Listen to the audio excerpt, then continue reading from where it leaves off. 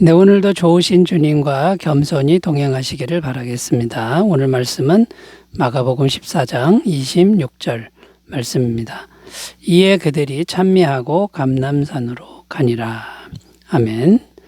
자, 오늘 말씀의 내용은 주님과 제자들이 성찬식 후에 감람산으로 가셨다는 내용입니다. 좀 더 정확하게 말하면 감람산에 있는 겟세마네 동산으로 가신 것인데요. 겟세마네라는 뜻은 어떤 뜻이냐면 기름 짜는 틀이다, 이런 의미가 있습니다. 겟세마네 동산에 왜 가신 거냐면 십자가를 앞에 두고 전심을 다하여 기도하러 가셨습니다. 겟세마네에서 주님은 땀방울이 핏방울이 되도록 기도하셨다고 증언하고 있습니다. 자, 그런데 여기서 우리가 주목해야 할 것, 좀 더 깊이 생각해야 할 것이 있는데 그게 무엇이냐 하면 주님의 기도는 언제나 일상적이었다는 것이고요. 그리고 습관이 몸에 밴 그런 기도였다라는 것입니다. 누가복음 22장 39절 읽겠습니다. 예수께서 나가사 습관을 따라 감람산에 가시매 제자들도 따라갔더니. 자, 그러니까 주님의 기도는 어쩌다가 한 번 하는 기도, 또 큰 문제가 있을 때 갑자기 하는 기도가 아니라 일상에서 습관이 몸에 밴 그런 기도였다는 것인데, 이 기도하는 습관을 기르는 것이 정말 중요하다는 겁니다. 그래서 오늘은 이 기도하는 습관을 기르는 것이 왜 중요한가, 이런 주제로 말씀의 은혜를 함께 나누어 보도록 하겠습니다. 첫 번째, 기도하는 습관이 왜 중요하냐면요. 기도하는 습관은 육체의 소욕을 이기게 하기 때문에 중요하다라는 겁니다. 기도하는 습관은 육체의 소욕을 이기게 하기 때문에 중요하다라는 겁니다. 마태복음 26장 40절 41절 제자들에게 오사 그 자는 것을 보시고 베드로에게 말씀하시되 너희가 나와 함께 한 시간도 이렇게 깨어 있을 수 없더냐.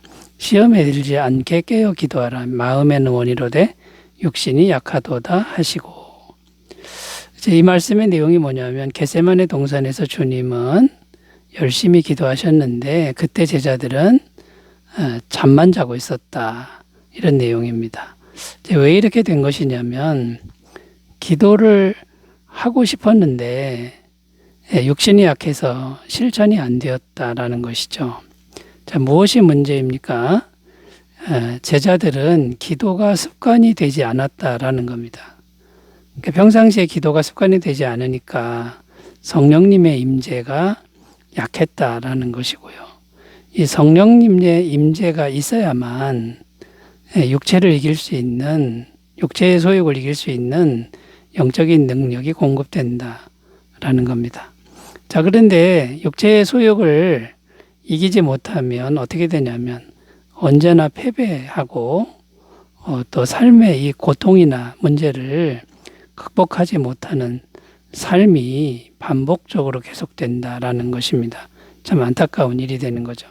갈라디아서 5장 16절 17절입니다. 내가 이르노니 너희는 성령을 따라 행하라. 그리하면 육체의 욕심을 이루지 아니하리라. 육체의 소욕은 성령을 거스르고 성령은 육체를 거스르나니 이 둘이 서로 대적함으로 너희가 원하는 것을 하지 못하게 하려 함이니라.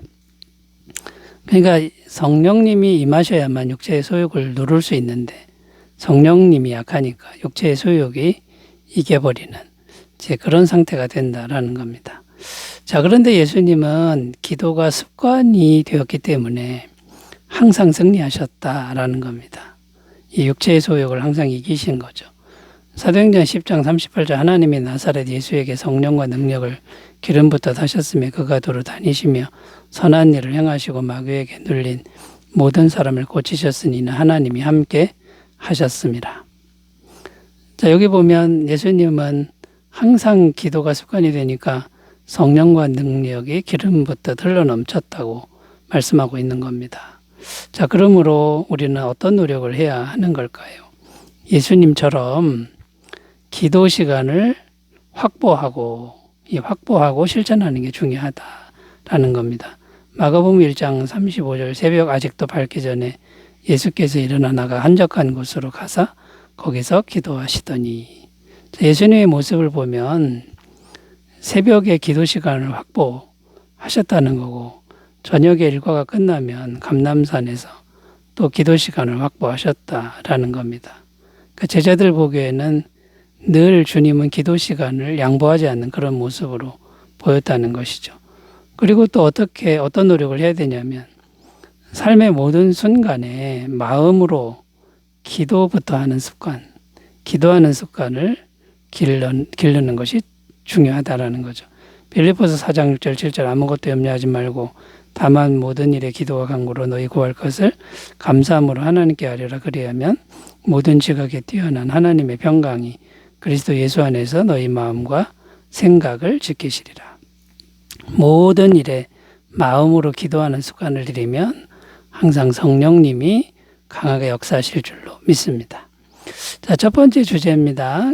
기도하는 습관은 육체의 소욕을 이기게 하기 때문에 중요하다 살펴봤고요. 두 번째로 가보겠습니다. 기도의 습관이 왜 중요할까요? 두 번째는 말씀에 순종할 수 있는 능력이 공급되기 때문이다라는 겁니다. 말씀에 순종할 수 있는 능력이 공급되기 때문이다라는 겁니다. 마태복음 26장 39절 읽습니다. 조금 나아가서 얼굴을 땅에 대시고 엎드려 기도하여 이르시되 내 아버지여 만일 할만하시거든 이 잔을 내게서 지나가게 하옵소서. 그러나 나의 원대로 마시옵고 아버지의 원대로 하옵소서 하시고.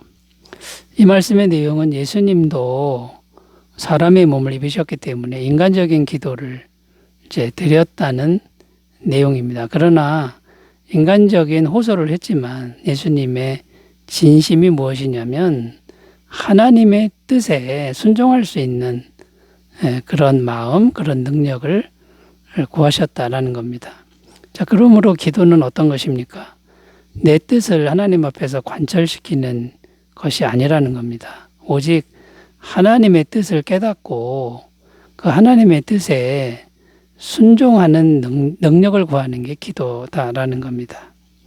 나를 바꿔야지 하나님을 바꿔서는 안 된다라는 거죠. 하나님은 진리이시기 때문에 내가 바뀌어야 되는 문제다라는 겁니다. 만약에 말씀에 순종하지 못하면 어떻게 되는 걸까요? 말씀에 순종하지 않으면 하나님과 상관이 없는 그런 상태가 됩니다. 마태복음 7장 21절 나더러 주여 주여 하는 자마다 다 천국에 들어갈 것이 아니요 다만 하늘에 계신 내 아버지의 뜻대로 행하는 자라야 들어가리라. 말로만 주여 주여 소용없습니다. 말씀에 순종해야 하나님과 진정한 관계가 된다라는 거고요. 사무엘상 15장 23절 이는 거역하는 것은 점치는 죄와 같고 완고한 것은 사신 우상에게 절하는 죄와 같음이라. 왕이 여호와의 말씀을 버렸으므로 여호와께서도 왕을 버려 왕이 되지 못하게 하셨나이다 하니. 사울 왕에게 주신 말씀인데 사울 왕이 말씀을 버리니까 하나님도 사울 왕을 버렸다라는 말씀이 됩니다. 그러니까 말씀에 순종하지 않으면 정말 안타까운 일이 벌어진다라는 것입니다. 그런데 문제는 말씀에 순종하는 것이 쉽지 않다는 겁니다. 아무리 결심을 해도 잘 안 되는 부분이 바로 이 부분인데요. 그런데 기도의 습관을 기르면 성령님의 능력이 계속 임하신다라는 것입니다. 자, 성령님이 임하셔서 어떤 마음을 주냐면 하나님의 사랑의 마음을 공급해 줍니다. 하나님의 마음을 공급해 주니까 말씀을 사랑하게 되고 말씀을 자원해서 순종하게 되는 그런 힘을 우리에게 공급해 준다라는 겁니다. 사도행전 2장 43절 45절 사람마다 두려워하는데 사도들로 말미암아 기사와 표적이 많이 나타나니 믿는 사람이 다 함께해서 모든 물건을 서로 통용하고 또 재산과 소유를 팔아 각 사람의 필요를 따라 나눠주며. 이게 무슨 말씀이냐면 초대교회 모습인데 초대교회는 기도가 충만했습니다. 오로지 기도에 힘썼고요. 성령이 충만하니까 그렇게 살기 어려운 환경 가운데서도 사랑의 마음이 충만하여 자기 물건, 자기 소유를 다 가난한 자들에게 나눠주는 그런 공동체가 되었다라는 것이죠. 진정으로 말씀에 순종하는 공동체가 되었다라는 것입니다. 자, 그러므로 여러분 늘 기도함으로 성령님의 임재를 구하셔서 하나님의 사랑의 마음을 공급받으시기를 바라겠습니다. 자, 세 번째로 가보겠습니다. 왜 기도하는 습관을 길러야 할까요? 세 번째는 기도를 통해 주님과 동행하는 삶을 살 수 있기 때문이다라는 겁니다. 기도를 통해 주님과 동행하는 삶을 살 수 있기 때문이다라는 겁니다. 미가서 6장 8절 읽습니다. 사람아 주께서 선한 것이 무엇임을 내게 보이셨나니 여호와께서 내게 구하시는 것은 오직 정의를 행하며 인자를 사랑하며 겸손하게 내 하나님과 함께 행하는 것이 아니냐. 이게 무슨 말씀이냐면 하나님은 대단한 것을 드리는 것보다 겸손한 동행을 원하신다는 말씀입니다. 왜 그러냐면 하나님과 동행해야 하나님의 나라가 될 수 있다라는 것입니다. 하나님의 나라가 되어야 하나님의 모든 것을 공급받게 되는 거고 그래야 천국이 되는 것이다라는 겁니다. 그런데 반대로 사람이 대단한 것을 하나님께 드리면 어떻게 됩니까? 사람이 대단한 걸 드리면 대단해 보이지만 그것은 사람의 나라가 되는 것이지 하나님의 나라가 안 된다라는 것입니다.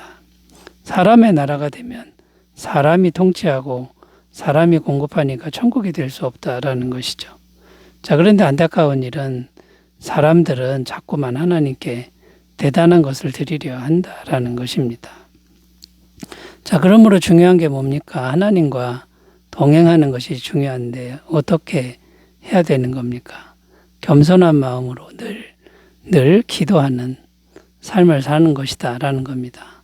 그 기도의 습관을 겸손하게 잘 기르는 것이 이게 바로 하나님의 나라를 만들고 하나님의 은혜가 영원히 공급되는 이런 상태로 우리를 이끌어준다라는 것입니다.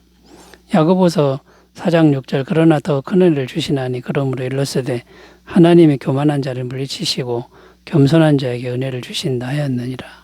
일단 마음에 늘 하나님 앞에서 겸손한 마음을 잘 유지하시기를 바라고요. 그리고 늘 겸손한 상태로 기도하는 습관을 들려야 되는데 기도를 해야 성령님이 응답을 하신다라는 겁니다. 기도하지 않으면 성령님은 인격을 가지셨기 때문에 가만히 계신다라는 겁니다. 그럼 성령님 임하시면 하나님께서 임하시는 것이고 하나님의 공급하심이 계속되는 천국과도 같은 그런 일이 벌어진다라는 겁니다. 빌립보서 4장 19절 나의 하나님이 그리스도 예수 안에서 영광 가운데 그 풍성한 대로 너희 모든 쓸 것을 채우시리라. 이 말씀은 현실적인 필요를 채운다는 말씀이지만 영적인 필요도 모든 환경적인 필요도 관계적인 모든 부족함도 다 채우신다는 말씀도 된다는 것을 꼭 기억하셨으면 좋겠습니다. 기도 시간을 잘 확보하시고 마음으로 순간순간 겸손하게 늘 기도하시는 삶을 만들어 가시기를 바라겠습니다. 기도합니다. 하나님 아버지, 우리가 기도하는 습관이 주님처럼 길러지게 하옵소서. 예수님의 이름으로 기도드립니다. 아멘. 은혜 충만하시기 바라겠습니다. 감사합니다.